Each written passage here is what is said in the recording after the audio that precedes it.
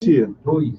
Bom dia, hoje é segunda-feira, dia 14 de janeiro de 2019. É assim que nós iniciamos as transmissões no Facebook e também no YouTube do programa Hora da Notícia. Estamos retornando agora, num momento só, ainda nas redes sociais, agradecendo a quem fez o partilhamento do vídeo, quem compartilhou, como o Jesus Alves, o José Guedes, o Hamilton Martins, Carlos Rafael de Morrinhos, o Bivar Guimarães, a Sandra Cabral, o Salles Neto, o Wellington Pereira, que retransmite o nosso programa na sua web rádio Metro de Maranguape, Marisa Gondim, Márcio Pompeu, André Ribeiro, Márcio Borges, Olavo Souza, Carlos Pimentel e Mara Nunes. Todas essas pessoas fizeram o compartilhamento. Eu pediria a vocês que não apenas no Facebook, mas também visitasse o YouTube, procurasse o canal lá, Luciano Clever, Hora da Notícia, e se inscrevam no programa. Nós vamos começar agora a transmissão aqui dos estúdios também na Rádio Assunção de Fortaleza. A Hora da Notícia. Apresentação dos jornalistas André Capiberibe e Luciano Clever. Renato Abreu. 6h36, voltamos, escutamos aí o comercial da Ótica na Hora, da Relojaria na Hora, e também da IMAC e da Casa Gourmet. E falando na IMAC e na Casa Gourmet, ontem eu fui a um estabelecimento comercial, uma padaria, e comprei um pão. Eles revendem, né, vários pães, produtos da IMAC, produzidos pela IMAC, e comprei um pão andino, que maravilha! Comprei um para comer ontem, junto com minha esposa, e tomamos agora cedinho no café da manhã. Meu café da manhã, geralmente, é por volta de 3h40 da manhã, né? Acordo 2h50, 3 horas, vou ler alguma coisa e tomo café e como pão diariamente, e o pão da IMAC. E esse pão andino, como os outros, que coisa maravilhosa. Mas já com o nosso Luciano Clever. Bom dia, Luciano. Bom dia, Renato Abreu. Bom dia, André Capiberibe. Bom dia, Saldanha. Bom dia, nossos queridos amigos ouvintes da Rádio Assunção e também das web rádios que nos retransmitem. A Rádio Princesa do Norte Morrinhos ainda está fora de operação, mas retransmite o nosso programa todo dia. Um bom dia para quem já entrou em contato conosco aqui nas redes sociais e também pelo WhatsApp 9616-1470, como o Michel Mendonça, o Wagner Viana. Mas o Wagner Viana, lá daqui está dizendo... Eu ouvi aqui o Ciro mais cedo, né, falando aos áudios do Ciro, é que se ele sabia da roubalheira do PT naquela época, ele teria tido a obrigação, né, como um cidadão e como servidor público, de ter alertado o Ministério Público e também, claro, a sociedade brasileira. Né? O Ministério Público é quem faz, né, a investigação. A primeira, ele investiga, avisa para o presidente que é seu amigo e vai dizer, olha, vamos acabar com esse negócio aí que pode atrapalhar o seu governo, mas se é um ato ilícito, o Ministério Público também poderia ter sido avisado. Bom dia para o Henrique Costa e o seu João Mereré, e também a Catarina Soares, do professor Ladislau Oliveira, sempre assiste o nosso programa, doutor Paulo Roberto, Leidinha Silva, Verônica Filizola, Jaime Silva, o Ladislau mandando um bom dia para todos, o Olavo Nunes, Dilva Alves, Luciano Fernandes, de Santa Quitéria, assistindo a gente, e Roberto Gugel, bom dia. Melhorar um pouquinho o áudio, Luciano. Eu tinha notado, e alguns ouvintes estão dizendo aqui que realmente estava distante o áudio. Pronto, acredito que agora tenha melhorado, só aproximar o microfone. Mas tem uma imagem aqui terrível, André. Um show da Anitta no Crato, no Parque de Exposição Pedro Felício Cavalcante, foi interrompido. Desabou o palco. Chuva demais no Crato, desabou o palco. E o povo está querendo te ver aqui, o computador está em cima da tua cara. Agora a pergunta é o que o povo está dizendo é quem pagou para assistir o show, só se o pedaço do show paga só metade do ingresso.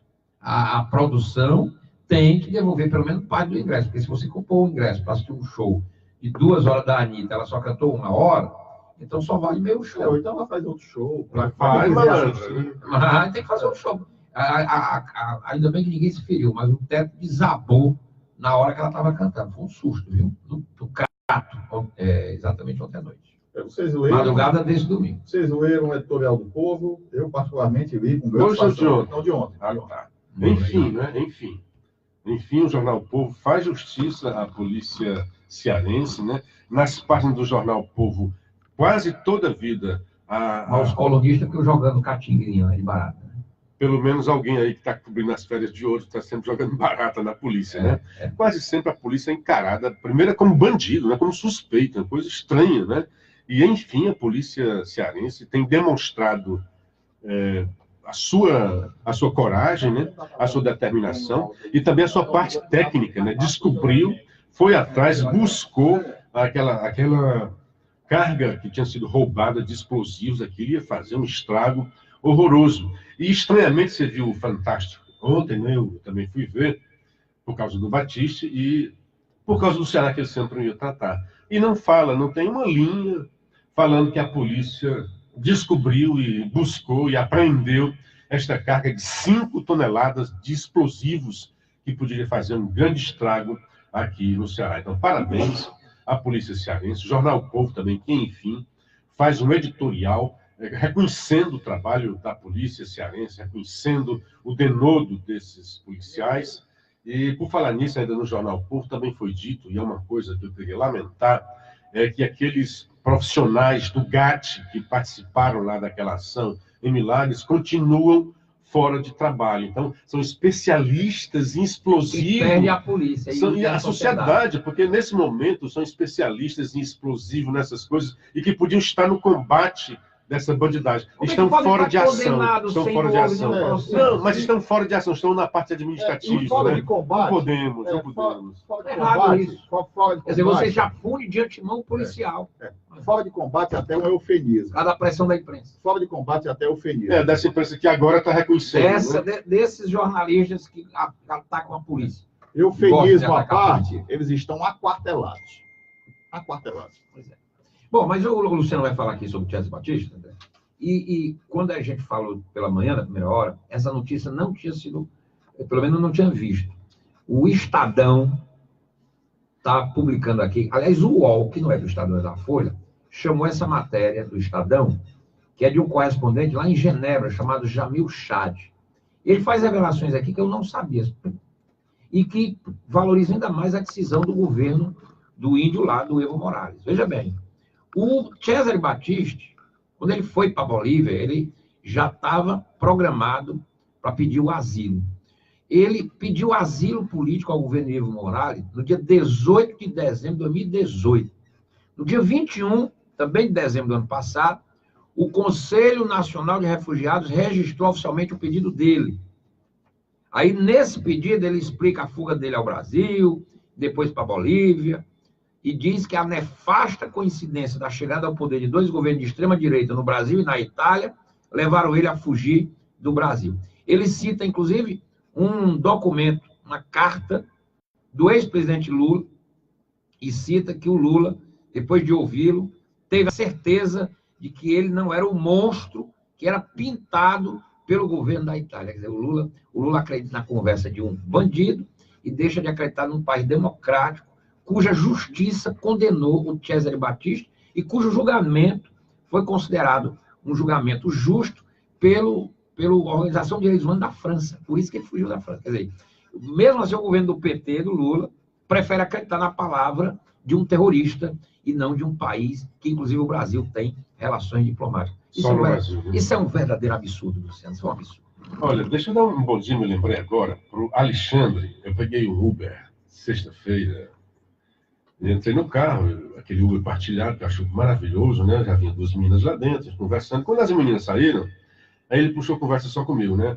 Luciano, você faz o que na vida? Eu digo, sou jornalista. Aí ele já abriu os olhos, né? Luciano de quê? Luciano Clever. Ah, você faz um programa com o Renato Abreu e aquele rapaz lá que é pernambucano, né? André. Então, Alexandre, ele pediu que aí, quando fosse hoje, mandasse um bom dia para ele. Alexandre do Uber, disse que é vozão, né? Olha aí. Nossa, o Ceará. Então, bom dia para você, Alexandre. Demonstra assim, que o programa está sendo muito bem assistido. Legal. César Batista. Só no Brasil, esse cara é tratado por alguns como herói. Né? Aqui em Fortaleza mesmo tem pessoas que amam o César Batista, nossa querida Rosa da Fonseca, Maria Luísa. Lamentável. Né? A Maria Luísa, depois que andou conversando com o Renato Abreu, ela mudou, foi. Maria se calou, a Maria se calou. Calada, foi. Tá calada, mas Mas a Rosinha... mas do coração dela. Mas a Rosinha, uma mulher tão séria, tão boa. Maria, Esse César... Nascida vela para defunto ruim, eu disse até. E o que é que o César Batista faz? Ele ficou fugindo, ele ia para os governos de esquerda, né? Quando ele foi condenado na Itália, e depois essa condenação, primeiro basta ser condenado na Itália, mas ele fez uma apelação e a Corte Europeia reafirmou a condenação. Primeiro ele fugiu para o México, quando o governo era de esquerda. Não, ele foi para a França. Ele era sempre mudando. Ganhou o Chirac. Era mudando. Do México, ele correu para a França, que era o Chirac. Quando era o Mitterrand. Quando o Chirac assume o poder, ele sai. Aí vem para o Brasil. Aqui o STF disse que era para extraditar, mas caberia a palavra final ao Lula, e o Lula deixou para o último dia de seu governo e disse que ele ficaria. E deu asilo. Aqui o Temer, só fazendo um pequeno histórico, o Temer tentou extraditar e o Fux deu um habeas corpus. O cara não deveria ser preso, não poderia ser extraditado.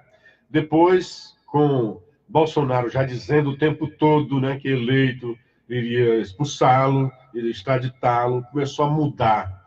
Aí o próprio STF já cassou o habeas corpus, e aí o Temer resolveu extraditar, se antecipou. Nesse momento ele foge para a Bolívia. E os amigos dele aqui no Brasil, petistas, ele estava crente que a sua vida boa continuaria na Bolívia. Lá o Evo Morales daria refúgio para ele, como Lula deu. Você vai gostar desse índio? Não deu certo. Lá ele foi preso, e aqui eu concordo com a matéria que a Folha fez, que deu um baile, realmente. A Polícia Federal não conseguiu prender o cara e deixou o cara fugir. E dizia que monitorava. A Polícia Federal disse que monitorava via celular. A polícia chegou a entrar num barco, achando que ele estava dentro desse barco e iria fugir também. Não deu certo. Fez busca, como disse, na casa de um ex-amigo Lula, achou que ele estava por lá, e visitou, sim, algumas embaixadas, que pode visitar, porque uma das possibilidades dele era correr para uma dessas embaixadas. A polícia não podia invadir, não podia fazer busca, mas pelo menos poderia dizer, ele está homiciado na embaixada tal, e a partir daí seriam gerências internacionais do governo da Itália, do governo brasileiro, para negociar com esse cara. Mas ele achou melhor, achou mais fácil fugir para a Bolívia, era um caminho mais fácil de cruzar a fronteira, foi para lá, foi preso. Bolsonaro chegou a anunciar que ele passaria pelo Brasil, e foi bom que não tenha passado, porque a única coisa boa que se viria é para o Bolsonaro mostrar como um troféu, né? Uma coisa política. Por quê? Porque se ele volta para o Brasil, e aqui o Brasil fosse fazer o processo de extradição, duas coisas. Uma, os advogados dele já tinham entrado com habeas corpus para pedir a soltura do cara. Foi negado, né? Foi negado pelo Toffoli. Aliás, o Toffoli está reconduzindo o STF para a normalidade, né? Porque tinha fugido do curso a nossa Corte Federal, nossa Corte Principal, Suprema Corte. Mas sabe-se lá, se não outro pegaria mais um habeas corpus por um outro aspecto para partir para tratar. Mas um outro aspecto ainda jurídico é que se o Batista tivesse vindo para o Brasil, sai da Bolívia, vem para o Brasil, teria que seguir o processo de extradição brasileiro, que já tinha concedido, né, quando o STF se decidiu pela extradição, teria já comutado a pena dele de prisão perpétua para 30 anos. Então, ele passaria pelo Brasil. É porque é a pena máxima no Brasil. O processo de extradição seria esse, mas quando ele fosse para a Itália, até para questões legais, ele não seria pena perpétua, que foi a condenação original lá na Itália. Como ele foi para a Bolívia e entrou de forma irregular, o governo boliviano, o índio, simplesmente disse: devolve esse cara, que nós não queremos ele aqui. Então, rapidamente, o governo italiano se providenciou logo a ida direta para lá. O que isso acontece? Ele agora, em vez das 30 anos, vai cumprir a pena, a decretar a sentença original de prisão perpétua. Lembrando na Itália. Que enfim, depois de tanto tempo, 26 anos. Porque se a prisão perpétua, olha o indulto que foi dado desse cara, já há 26 anos livre das cadeias italianas, que o seu ministro, na época, advogado Luiz Barroso, disse que a justiça italiana não merecia crédito, mas sim a brasileira. Pode, né? Eu acho que foi correto ele ir embora para não abrir suscetibilidades aqui, porque tem muito juiz de toga que é militante político e com certeza ia aparecer um juiz federal aí para proibiu, aí criaria uma briga jurídica, o Brasil se desmoraliza com isso. Você foi muito correto quando você abordou isso aí. Agora, só lembrando que a pena perpétua dele na Itália prevê, isso é da jurisdição italiana, daqui a 15 anos, os advogados podem pedir a comutação de pena. Mas aí depende da justiça italiana. É a mesma coisa do caso do assassino do John Lennon. Foi condenado à prisão perpétua em 1980, quando ele matou John Lennon. E desde então, de 10 em 10 anos, os advogados tentam diminuir a pensão. Aí a prisão. E aí a Yoko Ono, através de seus advogados, diz que ele é um perigo para a família dela e pede a manutenção da prisão. E a justiça americana dele, então, tem mantido ele preso com cumprimento de pena de sentença perpétua, que é a pena lá no Estado. A mesma coisa do Batista. Não, se amanhã a justiça italiana achar que ele deve ser solto, que seja. Mas que se cumpra lá o que é a decisão deles lá. Nós não temos que nos meter nisso. Mas você acha que a justiça italiana vai soltar o Batista agora? De jeito nenhum. Estava com sede nele. Bom dia para o Wellington Pereira, a Mara Nunes, a Mônica Maria Holanda, grande pessoa, grande figura, um pilar espiritual. O Miller Silva, o Antônio Teles, grande abraço para você, garoto. O Miller dizendo, Luciano, sobre os ataques, o que o governador está fazendo de diferente para barrar isso? Muita coisa, viu? Até mesmo leis, né, promulgada, votada neste final de semana e sancionada ainda no domingo, né? Então, está fazendo muita coisa, está trazendo policial de fora. Agora mesmo, mais 350 policiais da Polícia Rodoviária Federal chegam ao Ceará, decisão também do Moro. O governo federal tem dado todo o apoio e a gente tem que vencer essa guerra. É óbvio que não é amanhã ou depois que eles vão acabar com os ataques, mas esse enfrentamento há muito tinha que ter sido feito pelo Estado e se está fazendo agora também merece o apoio de toda a sociedade. Estamos pagando um preço disso, mas uma hora a gente tem que fazer isso. Só lembrando ao nosso ouvinte que a Assembleia aprovou e o governador já sancionou, foi ontem a sanção, por exemplo, algumas medidas importantes. Aumentou a jornada máxima que os policiais civis e agentes penitenciários poderão prestar a título de reforço operacional, de 48 para 84 horas por mês. Criou-se um banco de dados de informações de veículos desmontados. Criou-se uma área de segurança prisional desde o muro até o limite de 100 metros, com o intuito de evitar fuga de presos. O governador instituiu o Fundo de Defesa, a criação de um Fundo de Defesa Social, que vai ter dinheiro exatamente para investir nessa área. Convocação de militares da reserva remunerada para o serviço ativo da PM.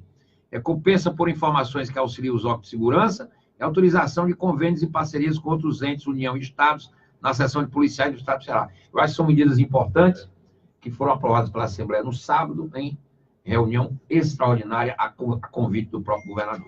E outras medidas poderão ser tomadas, porque, como eu disse hoje mais cedo, a Assembleia está em regime de prontidão até o dia 31 de janeiro e pode ser convocada a qualquer momento, se o governador assim pretender. O Fidelis Veloso de Cor traz aqui uma informação sobre o show da Anitta, viu? Ele disse que o show da Anitta era promovido por uma instituição de ensino superior e o ingresso era trocado por alimentos. Então, menos mal. O Genário, enquanto a máfia da educação em Sobral e região, não ouvi comentários do programa, se ele sabia da roubalheira. Mas, Genário, explica para a gente o que é essa máfia da educação, manda para a gente os links que a gente possa comentar, porque a gente comenta aquilo que sai na imprensa. Você dizendo assim, não deu ideia do que é que você está falando, né? Que a gente não queira falar, não. A gente não vai falar levianamente daquilo que a gente não tem conhecimento. Se a gente não tem conhecimento, não tem como falar. E sobre o combate ainda ao crime organizado que está acontecendo no Ceará, tem toda a vida que é feito hoje, mesmo com o Tiago Paiva, muito bem colocado o que ele faz, mas sempre tem que estar uma preocupação com os direitos, né? Que não podem, principalmente na periferia. O Demitri deu voz a um Conselho de Direitos Humanos que está longe do Ceará, dizendo que haveria excessos nas periferias. Excesso. Nós nunca ouvimos falar disso daqui, e eu acho um desserviço você dar voz a esse tipo de coisa que não tem contato com a realidade. Porque se realmente tivesse havendo esse excesso, e a própria imprensa cearense estivesse divulgando, eu concordo que o Demitri tivesse dado espaço. Mas, do nada, ele dá o espaço para um relatório que não tem contato com a realidade. Ao contrário, muita gente está achando que a polícia está sendo muito carinhosa com os bandidos, mas não vou entrar nessa história aí. Mas eu estou lembrando aqui por causa de uma entrevista de 2 páginas nesse jornal de domingo, Jornal Povo, com a senhora Ruth Leite Vieira, advogada, especialista em direito penitenciário, professora da Unifor, membro da Pastoral Carcerária e presidente da Associação de Proteção e Assistência aos Condenados. Ela é membro do COPEN, que é o Conselho Penitenciário. E ela faz críticas sem apontar exatamente o que é que deveria ser feito, né? Eu trago aqui só um exemplo de uma pergunta em que o povo pergunta: o que a senhora, uma resposta dela, né? O que a senhora espera que possa resultar essa política de não mais separar as facções? É muito inesperado, porque tudo hoje nesse governo está muito diferente da lógica que a gente teve nos últimos tempos. Olha só. A lógica que não Olha deu só. certo. A lógica que até então estava sendo seguida não estava dando certo. Minha senhora, pelo amor de Deus. Então ela já começa muito ruim a resposta, né? Eu temo que a Força Nacional e todos os esforços que estão sendo feitos não sejam suficientes, porque eles estão espalhados no Estado todo e no Brasil inteiro. Então, ao contrário... Também que ela está aqui. Vamos ver se então, não sujeitar mais. É bom que a Força Nacional venha, porque o caso não é só do Estado do Ceará, é uma coisa nacional, né? Então, eu temo que, à medida em que essas forças cheguem, eles ataquem outros lugares. Olha, por favor. E todos os salves que eu recebi indicam que eles não vão parar. Então, é uma instrução muito nova. Ela tem contato com os bandidos, né? Tem, porque ela é lá da área penitenciária, né? Então tudo bem, né? Mas vive recebendo salves. Então, é uma situação muito nova para a gente avaliar. E a gente nem sabe o poder do Estado, nem tem noção do poder das facções. Como não sabe? Como não sabe do poder do Estado, nem das facções? É muito sombrio. O que a gente sabe, no entanto, é que ela se é uma a gente... pessimista, isso sim. Pois não é, finalizar com... Olha só o que é que ela vai dizer, né? Aí não sabe nada, mas... O que a gente sabe, no entanto, é que se a gente finalizar com a garantia de alguns direitos, com a garantia de trabalhos, estudos, se disser que existe uma luz no fim do túnel, não vai ficar assim para sempre. Existe um caminho que os presos podem percorrer dentro do seu prisionário. Quer dizer, ela está contra a mudança. Que o preso é um coitadinho. Né? Deixa como está. Como deixa como está? O Estado tinha virado refém dos bandidos. O Estado tinha que fazer alguma coisa. A senhora que é do Conselho tinha que estar dando força. Que bom que está sendo feito isso. A senhora podia avançar. Que não fique só nisso. Que busque mais coisas para ajudar o preso. Ajudar, sim, a sociedade. Não ajudar o preso. Ajudar a sociedade para que o preso não saia depois da humanidade. A senhora dizia assim, senhora, me diga uma coisa. A senhora gosta muito de apontar o dedo dizendo que não está funcionando isso. Me diga uma coisa. O que é que esse COPEN fez quando o sistema prisional brasileiro do Ceará está falando essa balbúrdia? Diga aí. O que é que a senhora fez? O que foi que a senhora fez? O que a senhora propõe? O que a senhora propôs na época? Mostra aí as atas da reunião do COPEN. Deixa eu trazer um assunto para vocês. Deixa eu trazer um assunto para vocês. Nos Estados Unidos, o shutdown do governo significa a paralisação parcial do governo, ou seja, o fechamento temporário de muitos ministérios e agências governamentais financiados pelo Congresso dos Estados Unidos devido à ausência de consenso em relação ao financiamento federal para o próximo ano.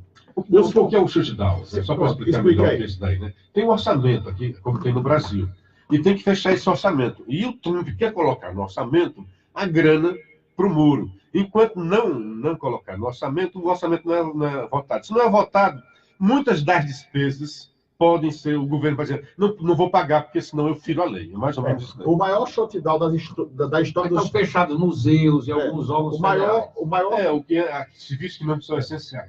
O maior shutdown da história dos Estados Unidos está acontecendo agora, com 22 dias de paralisação.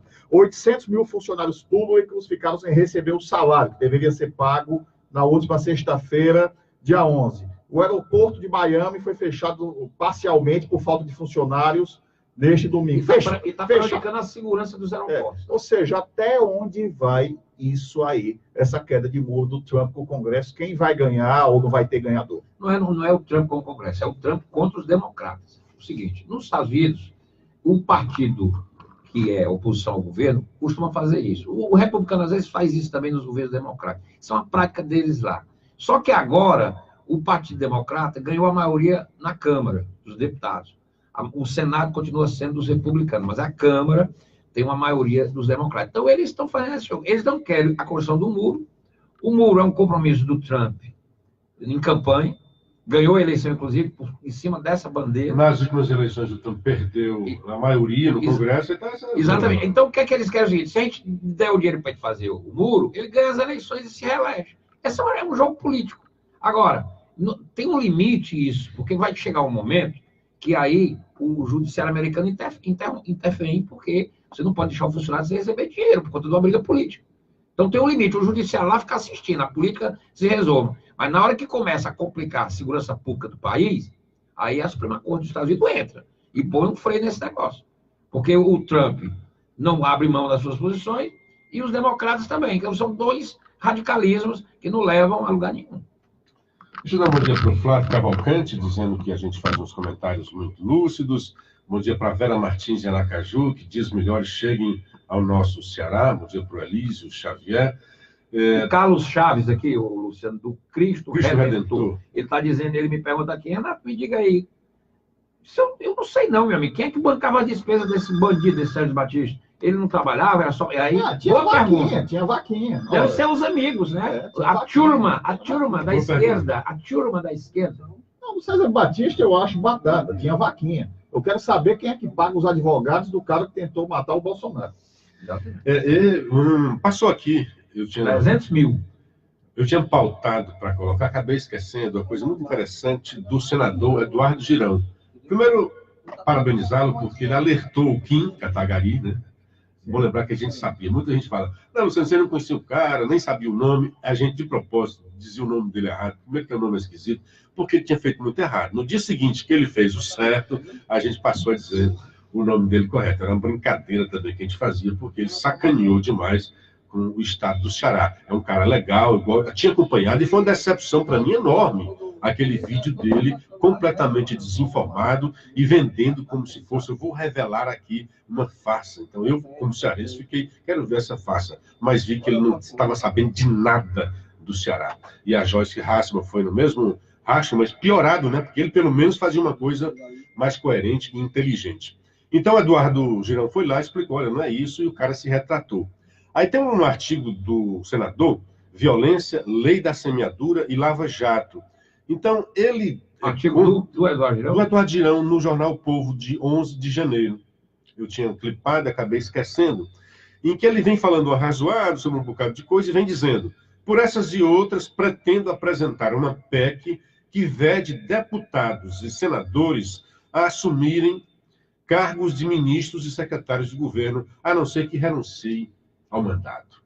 Se isso der certo, acaba com essa promiscuidade, que tem deputado cearense brilhante, que se elege deputado e nunca exerce o mandato, está sempre no executivo. É bom e tal. Então, se ele quer, renuncia o mandato, porque lá na Assembleia, quando o deputado Mauro Filho, por exemplo, estamos falando dele, brilhante, né, tem prestado grandes serviços ao Ceará, e sempre se elege deputado e raramente cumpre o seu mandato. De novo agora, deputado federal, ele vai ser secretário. Faz bem ao estado do Ceará, mas eu acho que ele brilharia também lá no Congresso. E o povo, ele se submeteu ao povo, disse que queria ser deputado, e o povo aceitou, concordou e o elegeu. Estou trazendo ele aqui só como exemplo, mas isso acontece muito.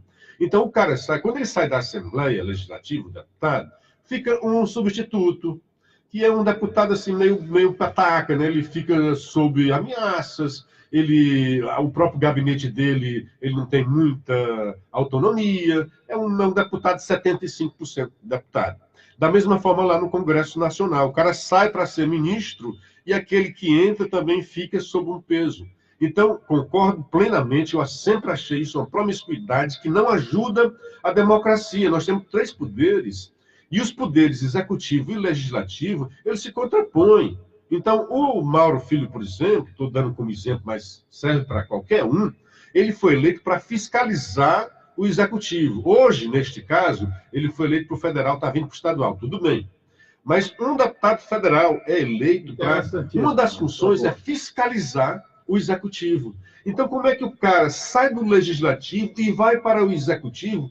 E o pior da promiscuidade que teve no governo Dilma, e eu acho que também no Temer, o cara está no ministério, ele teme que aquele substituto dele vai votar contra o governo, ele sai do ministério, volta para o Congresso, vota de acordo com o governo e volta de novo para o executivo. Isso é uma exclamação. Tem que acabar muita coisa. Certíssimo, Luiz Eduardo. Luiz Eduardo, um homem sério que defende causas bacanas, várias causas bacanas, como, por exemplo, é contra o aborto, é contra um bocado de patifaria.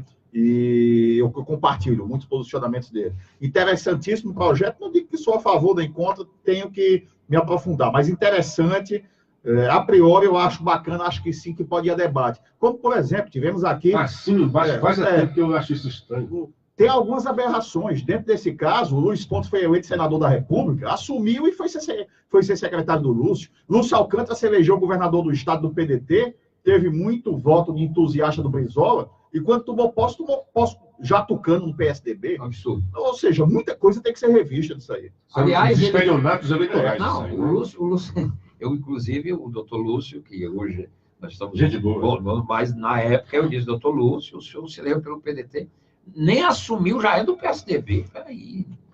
Aliás, essas coisas não podem. Pode. Tem que ter um respeito com o eleitorado. É por causa disso aí que partido político e nada no Brasil é a mesma coisa. Mas, por falar nisso, o Eduardo Girão já está saindo, se elegeu pelo PROS e já está saindo. Pronto, mas no caso uma dele, incoerência não, dele. Mas no caso dele, pelo menos, não é partido, André. Mas assim, é porque o Collor estaria entrando no partido. Então, ele disse que haveria aí um problema de compatibilidade no partido. Ô, Luciano, não foi ele que mudou, tinha sido o partido que mudou para aceitar o Collor. Ô, Luciano, eu gostaria que fosse um jornalista brasileiro que tivesse escrito isso, mas foi escrito por um jornalista Pierluigi Battista, no Corriere della Serra, jornal, sobre o fim da mentira em torno da figura Corriere do Cesare. Pronto.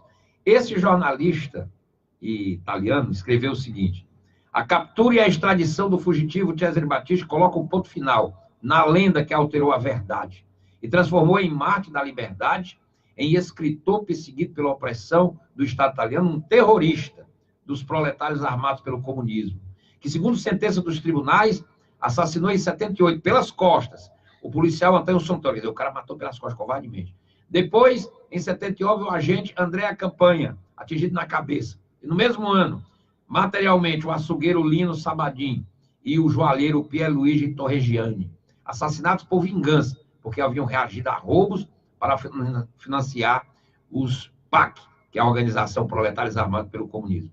E ele diz mais, ele diz assim: a prisão e a entrega de Battisti não é uma vingança, com sinal trocado. O Estado de Direito não prevê e não admite vingança, mas é a reparação de um erro. O princípio de que um assassino serial deve cumprir pena, como todos os outros cidadãos pegos pela justiça, que não tem a possibilidade de mobilizar anfitriões internacionais capazes de justificar e enobrecer proezas criminosas.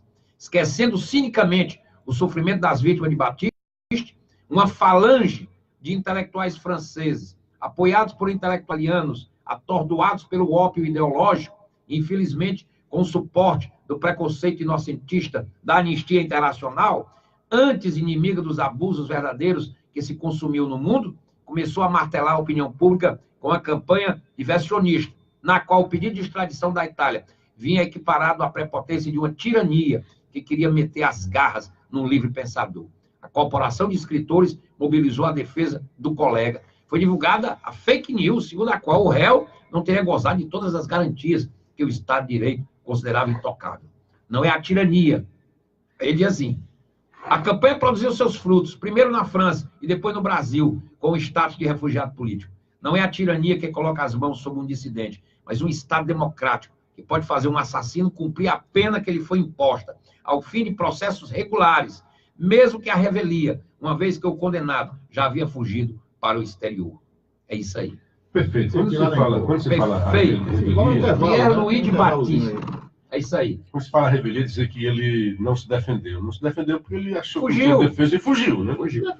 E outra coisa, as falanges de intelectuais que existem aqui no Brasil. E, lamentavelmente, essa organização... Intelectual o quê? Hoje em dia, todo mundo é intelectual. Intelectual. E essa Anistia Internacional se transformou também numa organização boquirrota que faz média com o receituário esquerdista. Intelectual. O Brasil, o bandido bom é aquele que tem a minha ideologia. Agora, como é que o cara, por uma questão ideológica, passa a mão na cabeça de bandidos? Existe. Tá, existe. Bom, também que esse tempo passou. A gente volta já depois do intervalo. Vamos lá, Saldanha? Acorda, Saldanha. Saldanha, o Ferrinho ganhou, Saldanha. 4-0.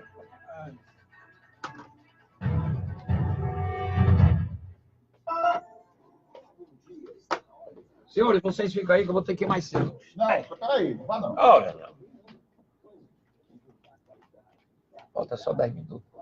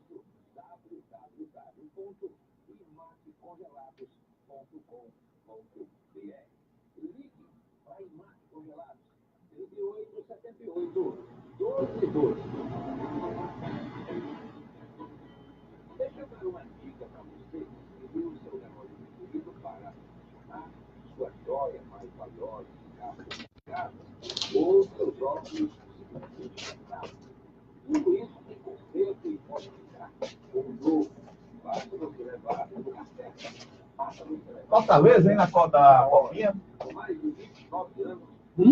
Fortaleza. O que é isso? Perdeu. Dançou. Caiu o botão da minha camisa. Eu saí debaixo da chuva correndo. Aí corri, escorreguei. E pra minha mulher botar o botão.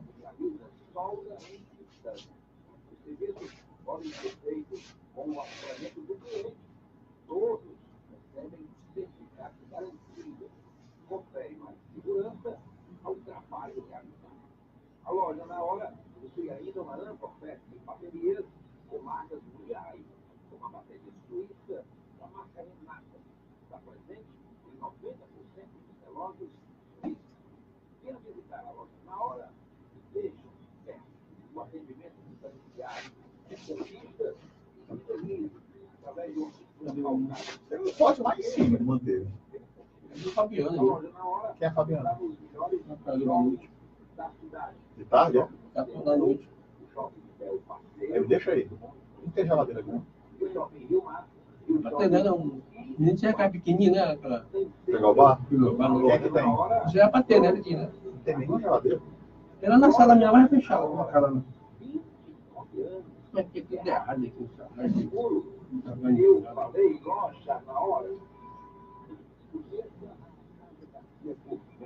Empresa dedicada ao abastecimento de produtos e serviços para o mercado de alimentação, com atuação nas áreas de confeitaria, panificação e confeitaria. Você é dono de confeitaria,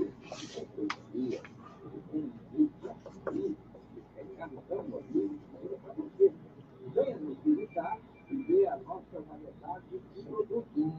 São produtos também contamos com um centro culinário com cursos para você que quer aprender. Pesquisar conhecimentos com professores maravilhosos, cursos de bolos, biscoitos, chocolate, muito mais.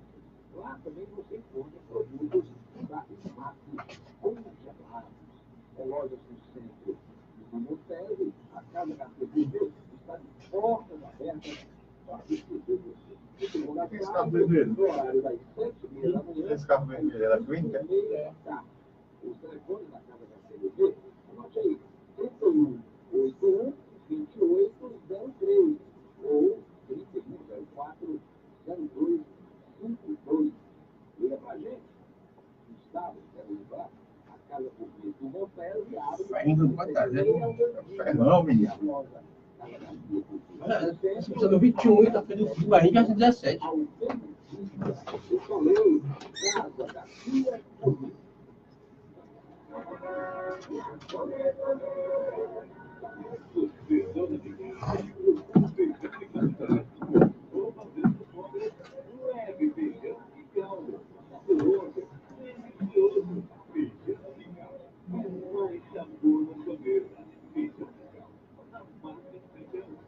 Pedidos 91 46 42 34. Feijão é que você está ouvindo a Hora da Notícia. A Hora da Notícia. Apresentação dos jornalistas André Capiberibe e Luciano Kleber. Renato Abreu. 7h15, voltamos, Luciano Kleber, 7h16 agora. O tempo não para. Deixa eu dar um bom dia para o Adriano Ribeiro, o Olávio Nunes, a Sandra Briguetti, também para o Capitão Silva, o Walter Lan, a Sandrinha Vieira Valéria do nosso grupo, a doutora Ana Maria Gugel, o colega jornalista Fábio Taz, da Tubia Cunha, e o senhor Alfredo Sueiro, que ele está chamando a atenção que o Ciro disse isso, que sabia da roubalheira no governo Dilma, mas tentou até a última hora trazer a Dilma para ser candidata ao Senado pelo Ceará. O Ciro tentou, que eu saiba, enfim, eu desconheço. Não sei se ele tentou, desconheço. Ele citou que Não, teve... ele próprio diz isso, né? Ele diz isso. Ele citou que teve tratativa. Não, ele diz isso, ele tentou, e estava tudo certo. Ele disse que tentou, a Dilma foi convidada, palavras do Ciro. Ele tentou, a Dilma foi convidada e o Lula brecou. Ele diz até assim, e o Lula ainda prejudicou a eleição lá do Pimentel. Isso tudo aí são análises do Ciro. Eu vi isso. O Ciro dizendo eu vi isso também, mas eles convidaram a Dilma, e a Dilma tinha aceitado, a Dilma viria a ser candidata ao Senado pelo Ceará, e o Lula não concordou, não é esse o ponto. mandou para Belo Horizonte e disse que tinha que ser lá em Minas Gerais e atrapalhou a candidatura do Pimentel. Palavras do Ciro. Sim, eu vi tudo isso, mas em nenhum momento eu ouvi o Ciro dizendo que ele tentou. Eu ouvi dizendo que o irmão dele, Cid, tentou, e que o Carlos Lupe chegou a pegar um avião, foi de avião a Minas Gerais, conversar com o Fernando Pimentel, que estaria tudo sacramentado, e o plano foi abortado pelo Lula. Eu vejo isso como uma situação, o Cid tentando, o Carlos Lupe articulando. Agora, o Ciro tentar, particularmente, eu, pelo menos, não vi. Eu faço essa distinção particular, pelo menos na minha avaliação. Você distingue o Ciro do Cid, que um estava fazendo a coisa sem o outro saber. Sim, distingo. O Cid, durante a eleição de 2018... Não, tudo bem, você distingue. Eu não acredito nisso. Deixa eu dar um fato. Pois não. O Ciro, na eleição de 2018, tacava o cacete do Eunício durante toda a eleição, agora do Camilo. E que Cid se elegeu senador junto com o Girão, as duas vagas de Ceará. E o Cid não. O Cid disse que respeitava a articulação do governador Camilo e que recomendava voto para o Eunício. Vejo distinções, sim. Pois é, não, neste caso, ele fez questão de fazer a distinção. No caso da Dilma, não, ao contrário. Ele fez questão de avalizar. Mesmo porque esse movimento do Cid nada mais era do que para atrair o PT para ajudar na candidatura de Ciro Gomes. A ideia era, traz a Dilma para cá, elege a Dilma, e o Haddad seria o vice. O desenho era esse daí. A Dilma não vinha para cá de graça, não, André. Não era porque, eu estou com pena. Exato. A política não tem nada de graça. Exatamente, é por isso que eu estou alertando. Viria para cá em troca de uma articulação a favor da candidatura de Ciro Gomes. Não era porque o Cid gostava da Dilma, eu vou dar força para a Dilma. Não existe isso, como você mesmo concorda. Vinha para cá dentro de um desenho da candidatura Ciro Gomes. Senão não teria sentido. Eu faço essa análise em cima. É claro que eu não tenho informação. Ciro se trouxe?